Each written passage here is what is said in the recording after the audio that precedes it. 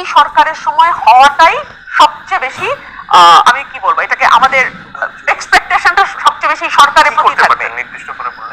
নির্দিষ্ট করে বললে আমি আপনাকে ধরেন একটা উদাহরণ দিই, একটা উদাহরণ দিয়ে বুঝাই।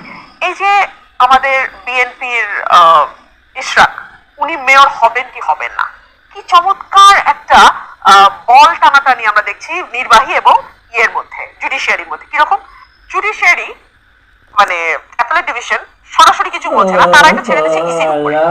ইসি বলছে জুডিশিয়ারি তো কোনো পর্যবেক্ষণ দেয় নাই। তার মানে কি? তার মানে দুটো বিভাগই জানে, ইসিও জানে এবং বিচার বিভাগও জানে যে সরকার কি চায়। তারা কেউই দায়িত্ব নিচ্ছে না। মানে কোর্ট বলছে ইসির ব্যাপার, ইসি বলছে কোর্টের ব্যাপার, কোর্ট তো কোনো পর্যবেক্ষণ দেয় নাই, কোর্ট তো কোনো নির্দেশনা দেয় নাই। কি চমৎকার একটা গ্লেয়ারিং এক্সাম্পল না? কি করতে পারতো? আমি কোর্টের ভেতরের একজন মানুষ হিসেবে আমি জানি হাসনাত ভাই বলবেন না, উনি এত ভালো একজন মানুষ, উনি হয়তো কথাগুলো বলবেন না, খারাপ কথাগুলো আসলে আমার ভাগ্যেই কেন জানি পড়ে গিয়ে। হ্যাঁ, কোর্টে গত কয়েক বছরের ট্রেন্ড চালু হয়েছে। আমরা জানি, এতদিন জানতাম কোন লয়ারকে কোন কোর্টে নিলে আমরা রিলিফ পাবো, এবং এটা সেই কোর্টের সংখ্যা বাড়তে বাড়তে মানে আওয়ামী লীগের এমপি বা আওয়ামী লীগের লয়ারকে কোন কোর্টে নিলে আমরা রিলিফ পাবো, এটা আমরা সবাই জানতাম গত কয়েক বছর। এরপরে সেই বেঞ্চের সংখ্যা বাড়তে বাড়তে এমন হলো যে মোটামুটি পুরো কোর্টই আওয়ামী লীগের লয়ারদের হাতে চলে গেল, তাই না হাসান ভাই? তাই হলো। আচ্ছা, তারপরে আমরা কি দেখলাম? আমরা জানা শুরু করলাম যে অমুক অমুক বেঞ্চ আসলে আগেই ঠিক করে ফেলা যায় রায়টা কি হবে।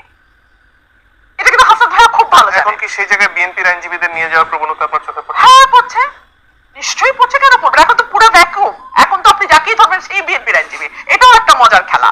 এখন আপনি যারাই পাবেন সেই বিএনপি, যে কোনোদিন বিএনপি করতো না সেও এখন বিএনপি। তো এইটা এখন আর আপনি আলাদা করতে পারবেন না।